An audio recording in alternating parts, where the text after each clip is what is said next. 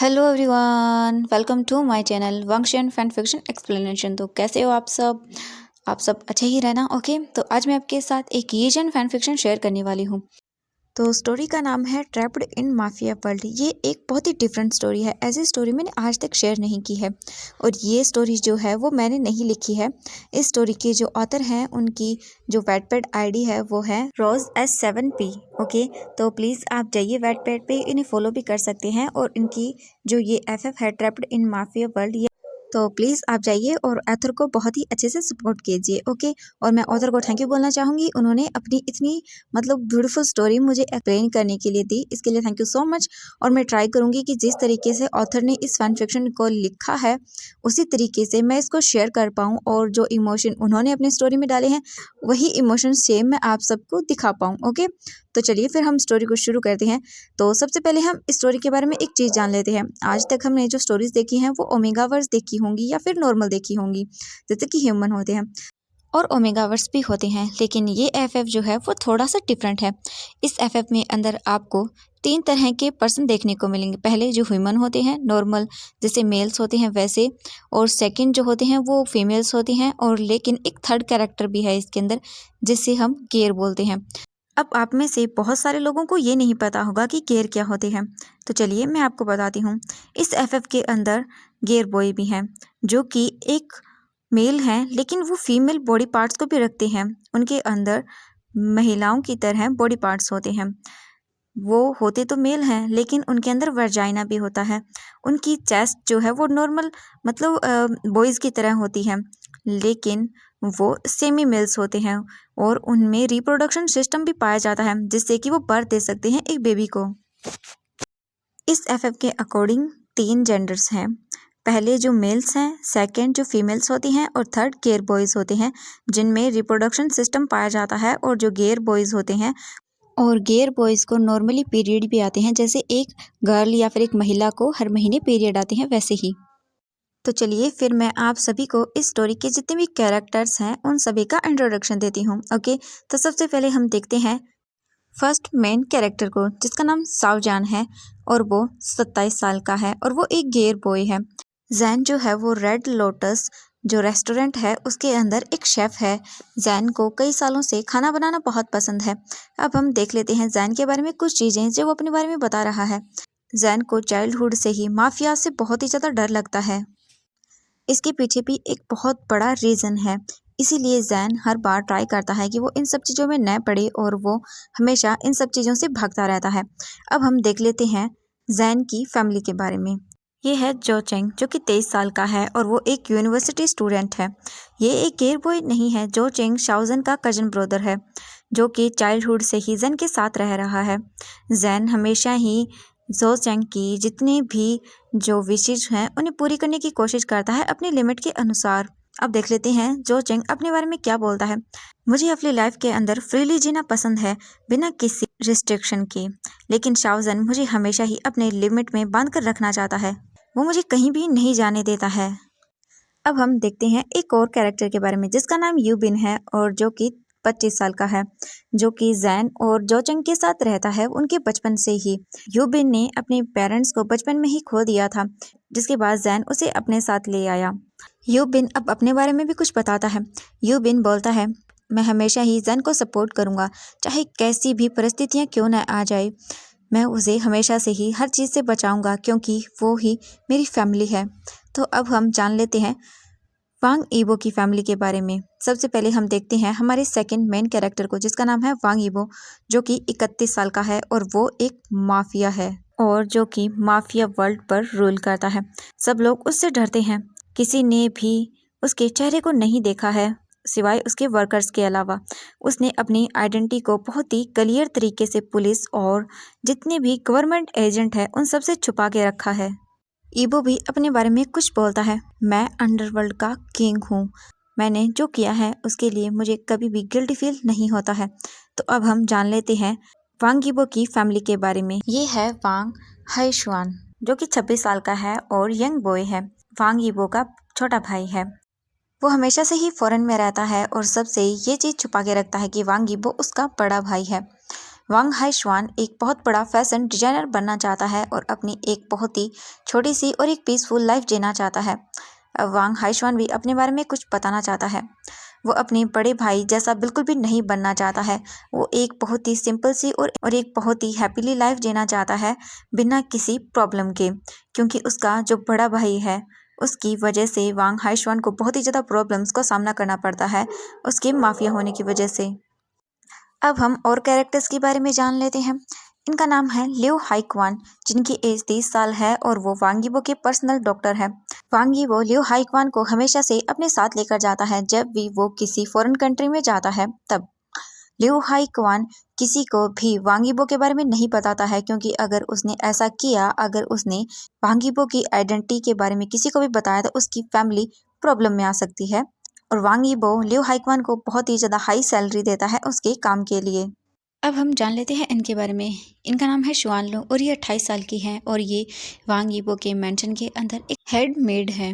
ये मेंशन के अंदर किसी भी सर्वेंट को ऑर्डर दे सकती हैं और यीबो के मेंशन के लिए परफेक्ट सर्वेंट चुनना इन्हीं की जिम्मेदारी है और यीबो के लिए एक पर्सनल शेफ चुनना ये भी इन्हीं की जिम्मेदारी है, क्योंकि वांग यीबो किसी भी चीज़ के अंदर कोई गलती नहीं चाहता, उसे हर एक चीज़ बिल्कुल परफेक्ट चाहिए। अब हम जान लेते हैं एक और पर्सन के बारे में। इसका नाम है ज़ू ज़ेनजिंग। इसकी उम्र 30 साल है और ये वांग यीबो का सबसे भरोसेमंद इंसान है और ये वांग यीबो का राइट हैंड है। ज़ू ज़ेनजिंग का ही काम है कि वो वांग यीबो को गवर्नमेंट एजेंट से और स्पाई से छुपा के रखे। ये ज़ू ज़ेनजिंग की ही रिस्पॉन्सिबिलिटी है कि वो वांग यीबो के जितने ही इनलीगल काम हैं उन सभी को गवर्नमेंट से छुपा के रखे। और कुछ और कैरेक्टर्स भी हैं, इनके बारे में हम जान लेते हैं। इसका नाम है मेंग जेई और ये 27 साल की हैं और ये शाओजन की चाइल्डहुड फ्रेंड है और ये एक मेकअप आर्टिस्ट है। मेंग जेई गर्लफ्रेंड है वांग यीजाओ की। इसका नाम है वांग यीजाओ और ये 29 साल का है और ये शाओजन का फ्रेंड है और ये वांग कॉर्पोरेशन लिमिटेड का सीईओ है और इसकी गर्लफ्रेंड है मेंग जेई। और अब हम इसके बारे में जान लेते हैं। इसका नाम हैपेंग है और ये 23 साल का है और ये जोचेंग का फ्रेंड है। इसका हमेशा से यही काम है कि जोचेंग का यूज़ करना। हैपेंग जो है वो ड्रग सप्लाई करता है। हैपेंग ने 3 पुलिस ऑफिसर को भी मार दिया है। वो एक क्रिमिनल है, लेकिन हमेशा से ही उसने अपनी आइडेंटिटी को सबसे छुपा के रखा है। अब हम जान लेते हैं इसके बारे में। इसका जो नाम है वो है लो एन जी। ये 22 साल की है और ये हैपेंग की गर्लफ्रेंड है और इसकी भी एक डार्क पर्सनैलिटी है। अब हम जान लेते हैं इसके बारे में। इसका नाम है वांग यीफई और ये 25 साल की है और ये जो एल्डर सिस्टर है लो इन जेई की और ये वांग यीबो की राइवल है। ये हमेशा से चाहती है कि इसका अंडरवर्ल्ड में बहुत बड़ा नाम हो, लेकिन ऐसा नहीं हो पाया, वो भी सिर्फ वांग यीबो की वजह से। और ये भी अपने बारे में कुछ बताती है। मेरा सिर्फ एक ही मकसद है, वांग यीबो को डिस्ट्रॉय करना और उसे कभी भी उठने न देना। तो एवरीवन, यहाँ पर सभी कैरेक्टर्स का इंट्रोडक्शन खत्म होता है। आगे भी कुछ और कैरेक्टर्स आएंगे तो मैं स्टोरी के अकॉर्डिंग आप सबको बताते जाऊंगी उनके बारे में। ओके, तो चलिए अब हम स्टोरी को शुरू करते हैं। अब हम देखते हैं शाओजन को, जो इधर से उधर भाग रहा था अपने आप को छिपाने के लिए। तभी शाओजन को एक रूम दिखता है और वो जल्दी से उस रूम के अंदर चला जाता है। शाओजन वांग यीबो से बहुत ही ज़्यादा डरा हुआ था। वो रूम में इधर उधर देखता है, तभी उसकी नज़रें एक खिड़की पर जाती है, लेकिन तभी उसे अचानक से डोर ओपन होने की आवाज़ सुनाई देती है। जैन जल्दी जल्दी के अंदर इतना टेंशन में था कि वो डोर को बंद करना ही भूल गया था। शाओजन डोर की ओर देखता है जहाँ पर एक पर्सन खड़ा हुआ था। उसे देखकर जैन बहुत डर जाता है और अपनी डरी हुई आंखों से उस पर्सन को देखता है जो डोर पर खड़ा हुआ था। ये पर्सन और कोई नहीं है, हमारा वांग यीबो है। वांग यीबो गुस्से में जैन की ओर देखता है। जैन अपने स्टेप को पीछे लेने लगता है, वो पीछे की ओर जाने लगता है। ईबो जैन की ओर ही देख रहा था, वो भी गुस्से से। ईबो ने अपने हाथ में गन को होल्ड किया हुआ था और वो जैन की ओर आगे बढ़ रहा था। जैन इधर उधर देखता है, तभी वो एक पॉट को अपने हाथ में होल्ड कर लेता है। अचानक से जैन उस फ्लावर पॉट को ईबो के ऊपर फेंक देता है। वो पॉट सीधा जाकर ईबो के सर से टकरा जाता है और जिससे ईबो को चोट लग जाती है और ईबो के हाथ से गन भी नीचे गिर जाती है। ईबो डिसबैलेंस हो जाता है और वो नीचे फ्लोर पर बैठ जाता है, क्योंकि उसे बहुत ही डिजीनेस फील हो रही थी। जैन को एक अच्छा मौका मिल जाता है। जैन जल्दी से उस बंदूक को उठाता है जो नीचे फ्लोर पर गिरी हुई थी और उस गन को जल्दी से ईबो की ओर पॉइंट करता है जो कि नीचे फ्लोर पर बैठा हुआ था। ईबो जैन की ओर देखता है। जैन के हाथ डर से कांप रहे थे। ईबो ये देखकर एक डेविल से स्माइल देता है। जैन, तुम्हारे हाथ कांप रहे हैं, जिससे ये पता चलता है कि तुम्हारे हाथ सिर्फ खाना बनाने के लिए है, न कि गोली चलाने के लिए। तुम मुझ पर गोली नहीं चला सकते हो। ये बोलकर ईबो डेविल से स्माइल देता है और वो मुस्कुराते हुए फ्लोर से उठ जाता है और जैन की ओर देखता है। ईबो धीरे धीरे करके जैन की ओर आगे बढ़ने लगता है। ईबो के सर से खून बह रहा था, उसका आधा फेस ब्लड से कवर हो चुका था। जैन घबरा जाता है, उसे समझ नहीं आता कि वो क्या करे और वो गोली चला देता है, लेकिन उसका निशान चूक जाता है और जैन ईबो को गोली नहीं मार पाता। वो गोली सीधा दीवार में जाकर लग जाती है। जब ईबो ये देखता है तब वो एक स्माइल देता है और बहुत ही गुस्से भरी आंखों से जैन को देखता है। ईबो गुस्से में धीरे धीरे करके जैन की ओर आगे बढ़ने लगता है और जैन पीछे की ओर जाने लगता है और ईबो जैन की ओर आगे बढ़ने लगता है और वो बोलता है, जैन, इस गन में सिर्फ 2 गोलियां थी, एक तो तूने बर्बाद कर दी है। ईबो ने ये इतनी तेज आवाज में बोला कि जैन पूरा घबरा जाता है। इतनी डरावनी वॉइस को सुनकर जैन के माथे से पसीना बहने लगता है और वो अपने सलाइवा को निगल लेता है और वो पूरा कांप रहा था। जैन ईबो की ओर देखता है और वो हिम्मत करता है और फिर वो दोबारा से उस गन को सीधा ईबो के चेस्ट की ओर पॉइंट करता है और वो हिम्मत कर कर उस गन का ट्रिगर दबा देता है और वो गोली सीधा जाकर वांग ईबो को लग जाती है। गोली सीधा वांग ईबो के शोल्डर में लगी थी। ईबो नीचे फ्लोर पर गिर जाता है। उसके सिर और उसके शोल्डर से खून बह रहा था। जैन ये देखकर पूरा डर जाता है। उसके हाथों से डर के मारी वो गन नीचे गिर जाती है और वो ईबो को देखता है। जैन ईबो को देखकर पूरा डर जाता है। उसने अपनी लाइफ में पहली बार डर की वजह से किसी को गोली मारी थी। जैन पूरा घबरा चुका था। जैन को कुछ समझ नहीं आया था कि वो क्या करे। तभी अचानक से जैन देखता है वहां पर काफी सारे लोगों के चलने की आवाज सुनाई देती है, जैसे जिससे जैन सतर्क हो जाता है और वो देखता है कि उस खिड़की की ओर जो उस रूम में थी। जैन जल्दी से उस खिड़की की ओर जाता है और वो सोचता है कि अब उसके पास भागने का सिर्फ एक ही रास्ता है, उसे यहाँ से भागना होगा क्योंकि उसने ईबो को गोली मारी है। अब वो बहुत बड़ी मुसीबत में है। जैन जल्दी से उस विंडो के ऊपर चढ़ जाता है और अपने पैरों को नीचे लटकाता है और फिर नीचे की ओर देखता है। तभी अचानक से ईबो के कुछ गार्ड उस रूम के अंदर आ जाते हैं। जैसे ही वो गार्ड रूम के अंदर आते हैं तो वो देखते हैं कि उनका बॉस वांग ईबो नीचे फ्लोर पर गिरा हुआ है और जैन वहां से भागने की कोशिश कर रहा है। वो गार्ड जब ये देखता है तब वो जल्दी से अंदर आता है और जैन की ओर देखता है और बोलता है, रुक जाओ वहीं पर वरना मैं तुम्हें गोली मार दूंगा। जैन उस गार्ड की ओर देखता है और फिर वो नीचे देखता है और वो वहां से नीचे कूदने की हिम्मत करता है और जैन वहां से सीधा डायरेक्ट नीचे कूद जाता है। सभी लोगों को एक चिल्लाने की आवाज सुनाई देती है। वो गार्ड भाग कर जाते हैं खिड़की की ओर, देखते हैं नीचे जैन की पैर में चोट लग गई थी और वो लंगड़ाती हुई वहां से रोड पर भाग रहा था और वो कुछ ही सेकंड के अंदर उस रोड से गायब हो जाता है। तो एवरीवन, आपको क्या लगता है कि ऐसा क्या हुआ होगा जिस वजह से जैन ने ईबो को गोली मार दी? ऐसा क्या हुआ होगा आखिरकार? ये सब देखने के लिए हम स्टोरी में आगे बढ़ते हैं। तो अब हमें एक फ्लैशबैक दिखाया जाता है जहां से ये स्टोरी शुरू हुई थी। तो चलिए फिर हम देखते हैं ये स्टोरी कहाँ से शुरू हुई थी। सबसे पहले हमें शाओजन के घर का सीन दिखाया जाता है। मॉर्निंग हो चुकी थी। ये एक बहुत ही अच्छी ब्राइट मॉर्निंग थी। एक पर्सन अपने काम को कर रहा था, साथ में उसने हेडफोन लगाए हुए थे, वो गाना सुन रहा था और साथ में गुनगुना भी रहा था। ये और कोई नहीं, हमारा शाओ जैन है। जैन अपने किचन में था और वो अपने ब्रेकफास्ट को बना रहा था। जैन जल्दी से 6 एग्स को लेता है, उन्हें वो पैन में रखता है, उसके बाद वाटर डालता है और फिर उन्हें बॉईल करता है।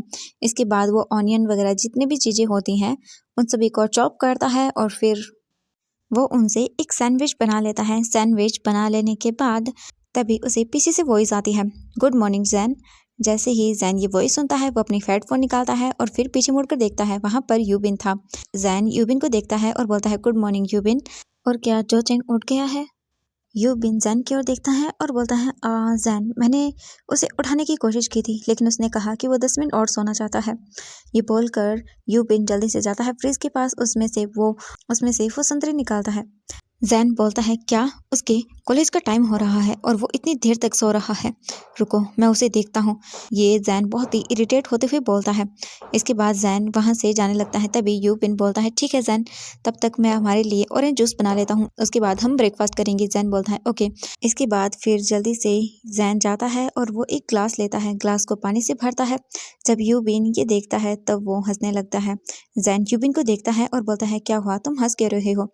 यूबिन हंसते हुए बोलता है, जैन, मैं जानता हूँ कि अब तुम क्या करने वाले हो।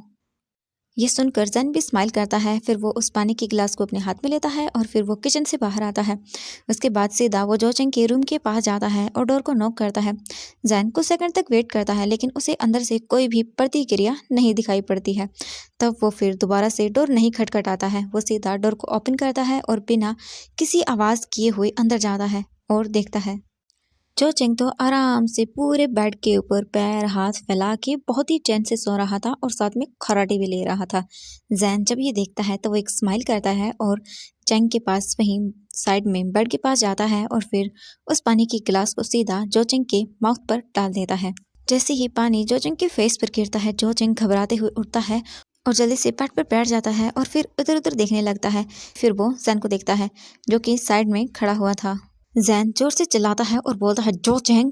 जो चेंग जैसे ही जैन की वॉइस सुनता है तब वो तुरंत डर के मारे बेड से उठ जाता है और तुरंत वहां से वो वॉशरूम भाग जाता है। जैन इरिटेट होते हुए बोलता है जल्दी करो और रेडी हो जाओ, तुम अपने कॉलेज के लिए लेट हो जाओगी। इसके बाद जैन की नजरें सीधा बेड पर जाती हैं जो कि गीला हो चुका था।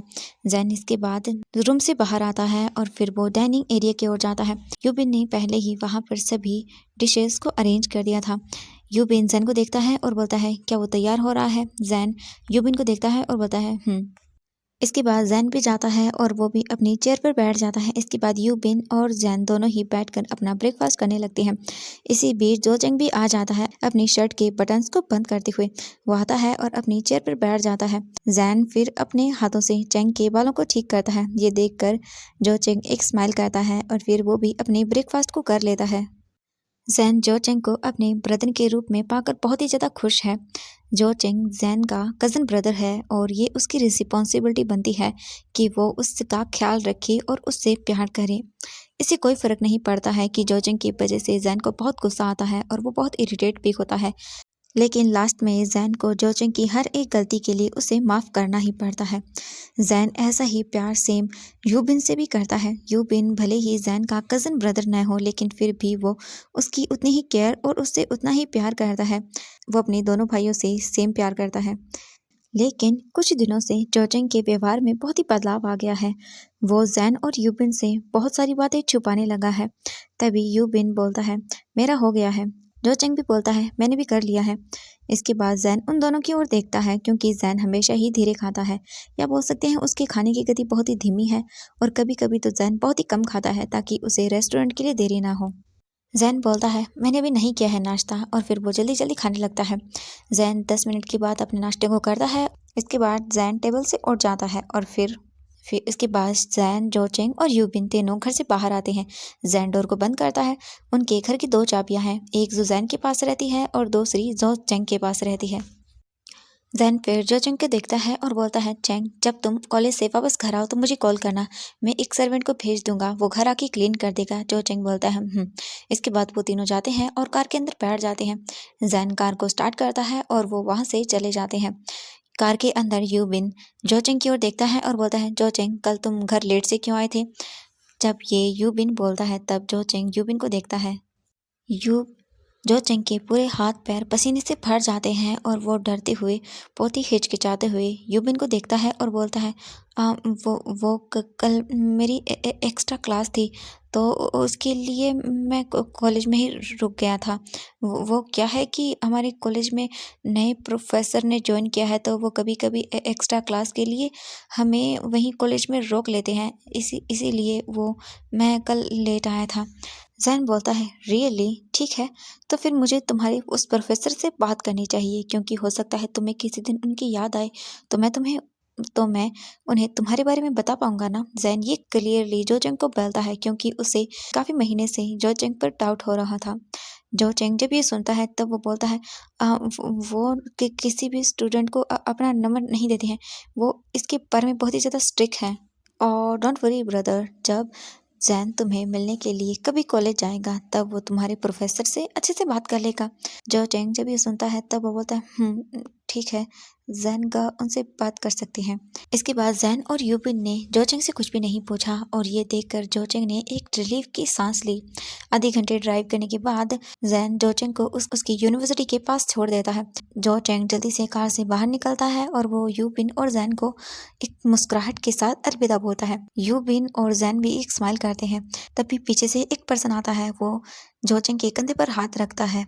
जोचेंग जल्दी से पीछे मुड़कर देता है और बोलता है, ओह हैपेंग। तो एवरीवन, आज के लिए बस इतना ही। मिलते हैं नेक्स्ट पार्ट में। तो आप सबको क्या लगता है एवरीवन, आखिरकार जोचेंग जैन और यूबिन से क्या छिपा रहा है? प्लीज मुझे कमेंट करके बताइएगा कि आप लोगों को trapped in mafia world fan fiction कैसा लग रहा है। ये फैन फिक्शन आप लोगों को वाटपैड पर मिल जाएगा और फैन फिक्शन का लिंक आप लोगों को वीडियो की डिस्क्रिप्शन में मिल जाएगा। आप जाइए वहां पर और प्लीज सब लोग ऑथर को सपोर्ट कीजिए। Okay, bye bye everyone.